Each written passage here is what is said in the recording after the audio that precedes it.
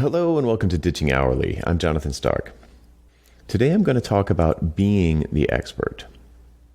There's this Seinfeld episode where Jerry hires a carpenter to build some kitchen cabinets, and the carpenter is hilariously indecisive at every turn.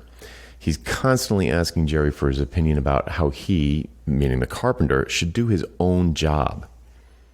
There's one scene where the carpenter says to Jerry, hey, what do you think about hinges? Which hinge do you want to use? And Jerry's like, well, how about the one that's in your hand?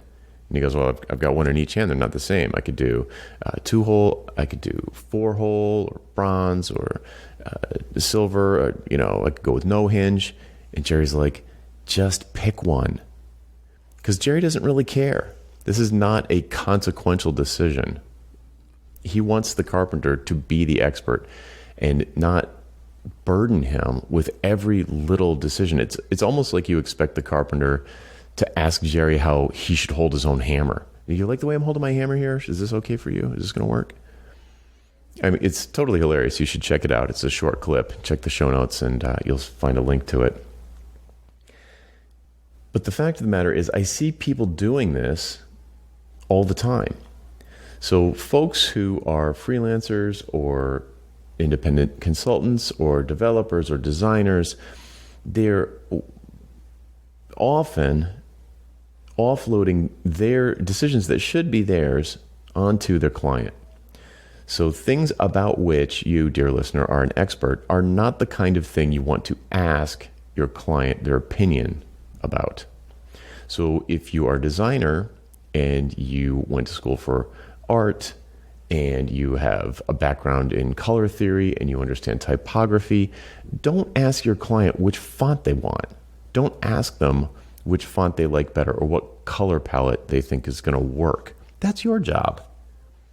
The thing that you need to ask the client about is what goals they're trying to achieve with the project. Who is going to be the audience for this? What kind of behavior are they trying to get out of that audience? What is their personality and their brand?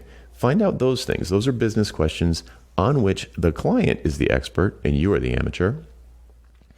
So you need to get that sort of counsel from them. This is the collaboration where they're an expert about their business. You're an expert about design or development or whatever you're the expert at. So don't ask them their opinion, because if you do, they will give it to you and they will recognize that you are not acting like an expert. You are not taking control of decisions that they should not be burdened with.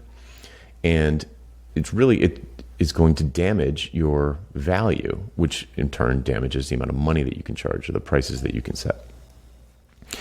So if you're putting yourself out there as an expert, be the expert. Don't ask your client for opinions on which you're an expert. And you might be surprised to learn that they stop micromanaging you. Folks might just be telling you to make the logo bigger and make the blue a little bluer because you asked them what they thought. If you stop asking, I'll bet you they stop telling you.